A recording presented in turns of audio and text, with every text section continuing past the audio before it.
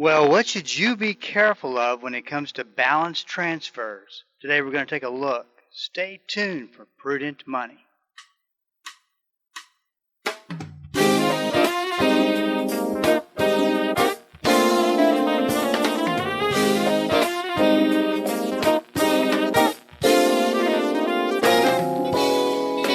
Good afternoon, this is Bob Brooks, and you are listening to the Prudent Money Radio Show. Thank you so much for joining me today. You know I do appreciate it, and I do have a line open if you'd like to call in and join the program. The number to call is 1-877-913-5357, 1-877-913-5357. You can also go to the website at www.prudentmoney.com and send a question in that way, and we'll get you taken care of. There's a lot of ways to get information. You can go to www.prudentmoney.com. 1-877-913-5357. Well, the other thing that you can do at prudentmoney.com is sign up for the webinar, How to Create a Simple Retirement Plan, that's going to be held August 24th, August 25th, and August 26th. 3 different times, opportunities to go to a webinar or pull up a webinar that needs to be seen. If you're going to watch only one webinar in 2022, this needs to be the one. This is the biggest problem that I see with people. They don't have a plan, and there's a lot of reasons that build up to why people don't have a plan. The bottom line is, it's not a big process. It doesn't have to be as complicated as the financial services industry makes it out to be. And we can get rid of all the mysteries, get down to the facts of what you need to do, and uncover things like why you probably don't need $1 million to retire, as Pop Culture Finance tells you that you do. How to make any retirement calculator work. So it's always find interesting is that your 401k provider will say, go to this retirement calculator, plug in your information, and you're supposed to make that work and bring up something that's realistic. It doesn't always work that way. But there's a simple way to know if you're on track, or if you're ahead of the game, or you're behind. Maybe you're behind on your retirement goals. Either way, it's a 40-minute webinar. It's going to be held August 24th at 10 a.m., August 25th at 11 a.m., and August 26th at 12 a.m. So 3 different times, 3 different days, plenty of notice. Hope to see you there. Go sign up at prudentmoney.com. When you go to the website, you'll see exactly what I'm talking about. www.prudentmoney.com. 1-877-913-5357. Well, I wanted to follow up on a few stories we've been talking about. One story that we talk about every time, John Hupalo, who's a college admissions expert, one of the most well-known college experts in the country, and he comes on once a month to talk about things you need to know about college, the costs of college, student loans, student loan debt. Well, the story we've been following is that President Biden has deferred student loan payments and student loan interest, I believe, since March of 2020. He has extended that deferment 4 times, and then starting September 1st is scheduled anyway for people who owe student loan debt to start making their payments again. I don't think I have to explain what a major problem that this could end up being for those students who do owe student loan debt, because they're not in the habit of paying it. We've been through, since that deferment started, we've been through big inflation increases, and all kinds of things that could have gotten in the way of making that payment to begin with. So the question is, will they defer that payment again and continue it maybe through the end of 2023. I was reading today some of the experts in the field, some that are running some of these student loan servicer companies, confirmed that there's absolutely no way that they're going to start those payments back up again. And I don't believe that they will either, but I believe it's for a different reason. I believe it's because that could be a political landmine if they were to start those payments back up and they hit the news that it was a problem and a lot of students were not paying them. And you had the midterm elections coming up in November. So any politician that understands how the game is played knows if you can possibly push off a problem, then go ahead and do it. I mean, our government's probably the best at kicking the can down the road. So I think that the chances of them starting that back up is slim to none. And something that John DuPaulo said here on the program this last time, that he had heard through a good source, that if any students do call in and ask questions, or any media ask questions, don't communicate that with customers, don't communicate with media, that and don't say that you have an opinion, just don't say anything at all. Well, you got to think of it this way. There's basically 2 weeks left in the month, roughly, and student loan payments are up in the air. There's no way they're going to make them start paying those again. Meanwhile, President Biden has said that he would make a decision by August 31st of whether he would eliminate up to $10,000 worth of student loan debt. Now, I cannot believe he is hesitant as he is to do this. And he has been very hesitant, and rightfully so, because it creates a no-win situation for a politician. Because there's always going to be somebody that's not getting the benefit of that cancellation of $10,000 debt. It could be my son, who just started his senior year in high school. Let's say that he goes to college next year, in a year, and he wants to take out some student loan debt, and he's not going to get the benefit of having anything canceled. So there's a lot of, and then think about the people that have defaulted on their debt. Are they going to get $10,000 taken off? And of course, this is for all the people who've hit major success in their life and are beyond rich. I'm being facetious, at $150,000 a year. I think that they're putting a limit on the amount of money that you make as a borrower to $150,000 or less. Now, of course, I don't know exactly if that's the parents' loans, or if that is these loans that students make. I'm not really sure. But anyway, the bottom line is, it'll be interesting to see if President Biden goes back on what he said he was going to do, make a decision, because I don't think any decision that he makes is going to be a profitable one for him.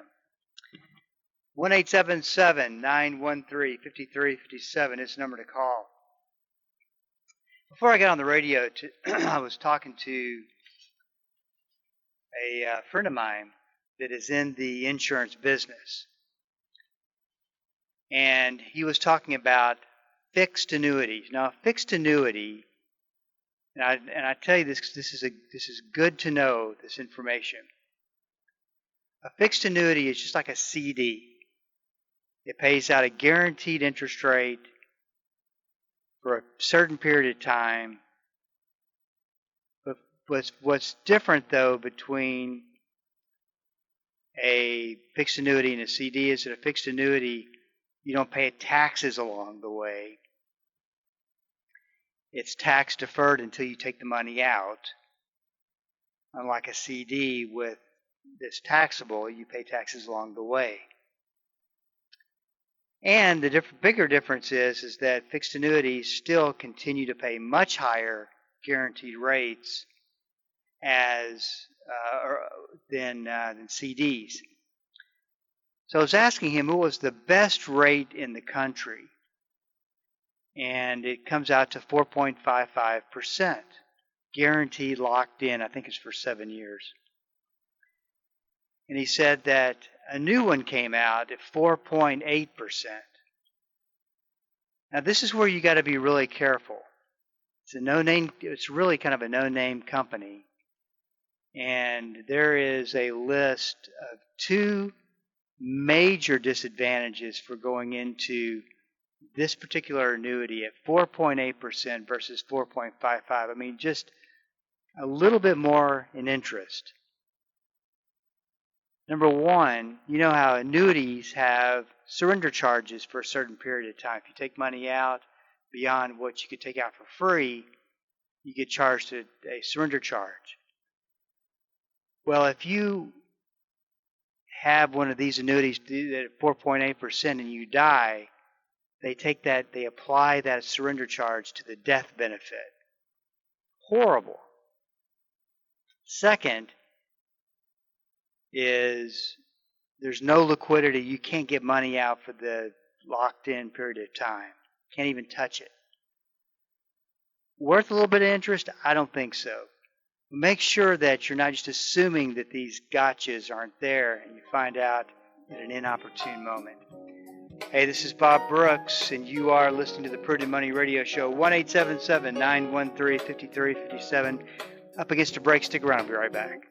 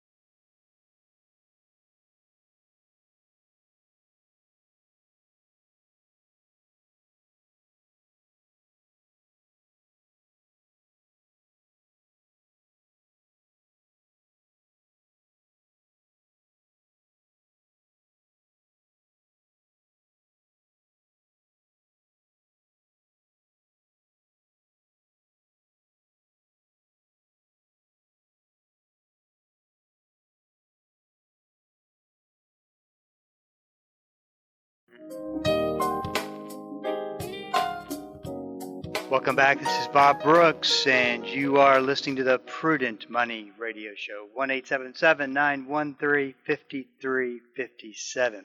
Hey, I want to make sure that you know about the retirement planning webinar. And what I want to do is teach you how to create a simple retirement plan.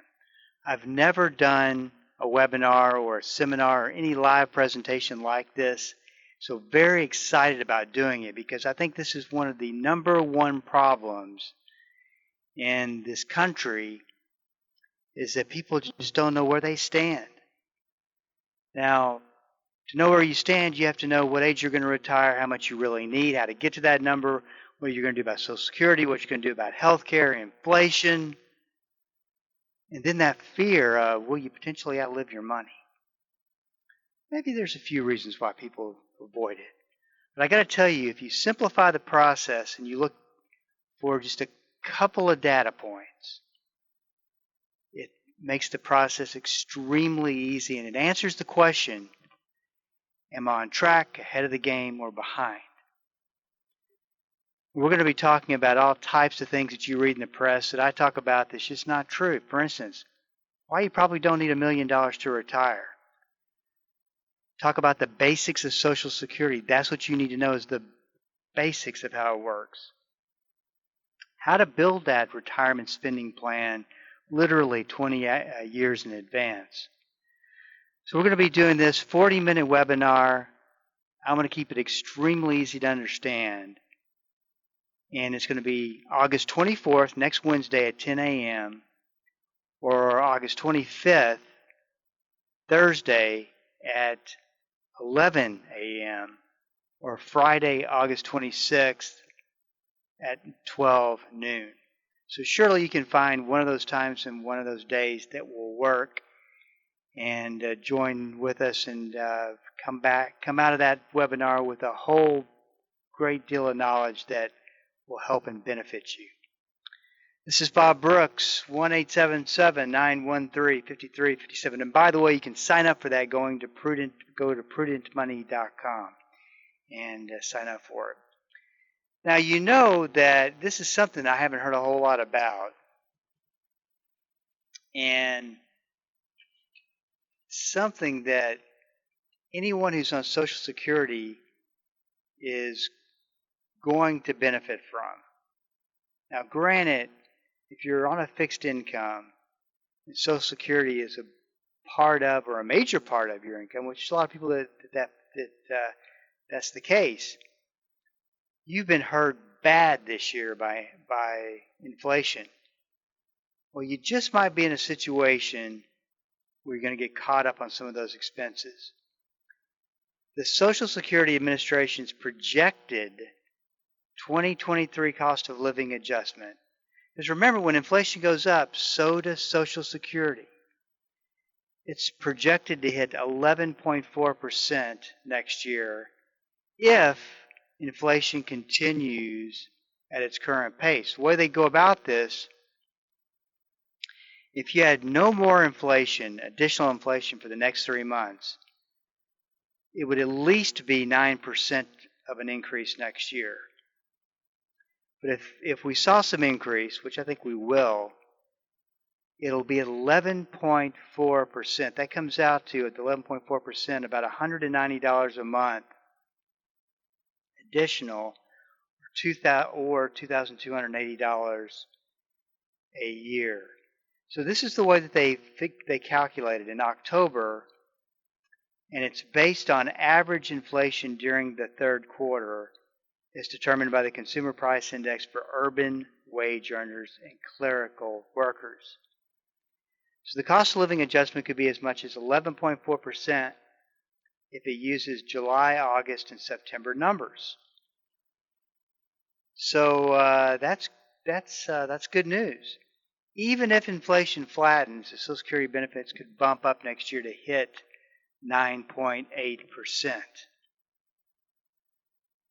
So that is, I like to hear good, encouraging information come as a way of the Social Security, because Social Security, even though it was really had a different purpose when it was created, is a big part of people's retirement. And of course, you're starting to hear rumblings, and it probably won't be anything even remotely seriously looked at until after the next presidential election, because you talk about, this isn't a political landmine, it's a political atomic bomb. One of the things that was floated out there that's a bill, I think somebody in the House wrote it,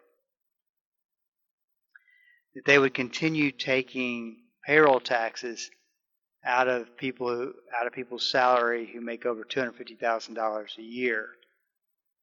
Now, I don't know what the numbers are on that, but I can't imagine that's going to fix the problem. I think that and you may agree or just may not agree with me on this because it is a tax, and you hear me out. I think they should raise a very nominal amount, payroll taxes across the board, and extend them up above $250,000, maybe on a gradual scale,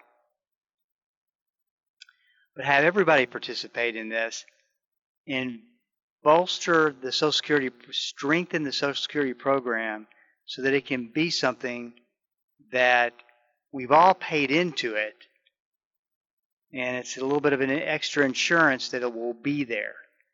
Because I have seen the numbers if they take certain steps to strengthen the program, that it could go out for another 75, 90 years. And this was a very, very small marginal amount of adjustment of payroll taxes. But if you went up 1%, maybe even 1.5%, how you could have Social Security last for way much, much, much longer, for generations. They got to do something because so many people depend upon it.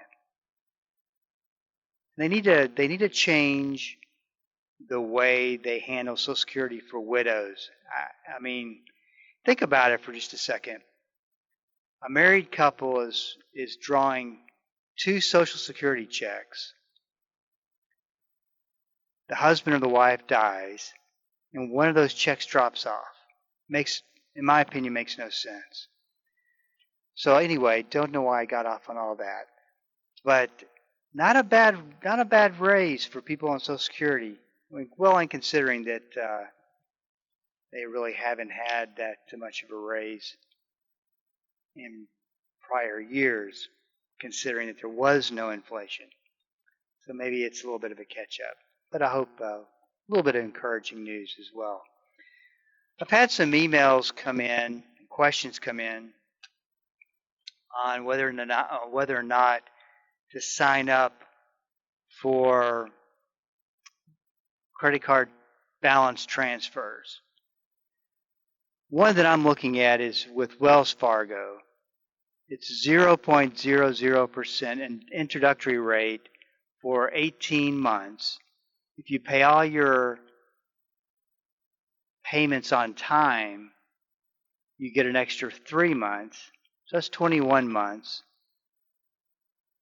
And depending on how much that you pulled over, depending on how much what your interest rate is, that could be a pretty big savings. Now, keep in mind, there's always a fee that they charge, and any cost of debt is really like interest is much like an interest payment.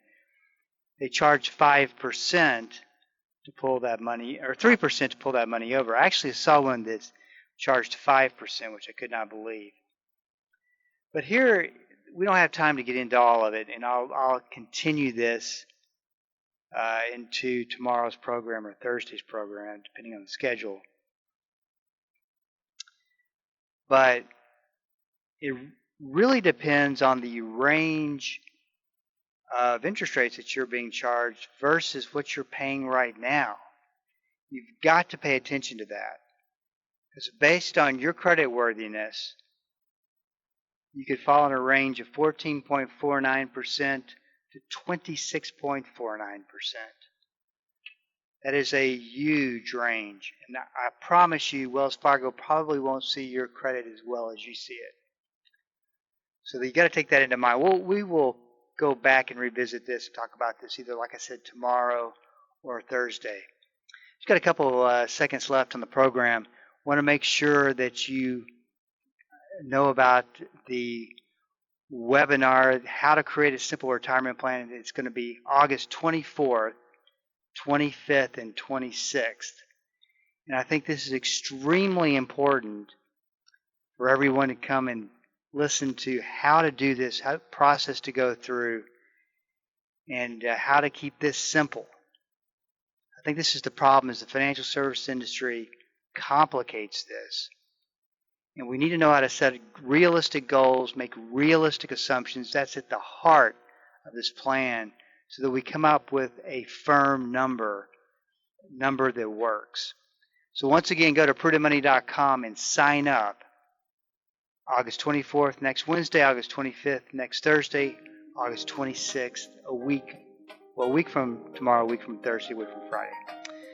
Hey, this is Bob Brooks. You got a question for me, please go to the website at prudentmoney.com and send it in, because we are all out of time. Till we do meet again next time. Keep the faith and have a great rest of the day.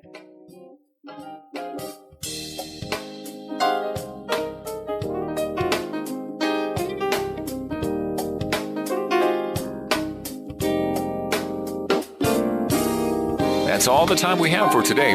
Questions or comments for Bob, or to find out more great information like what you've just heard, visit www.prudentmoney.com. Be sure to join Bob Brooks again for the next edition of Prudent Money.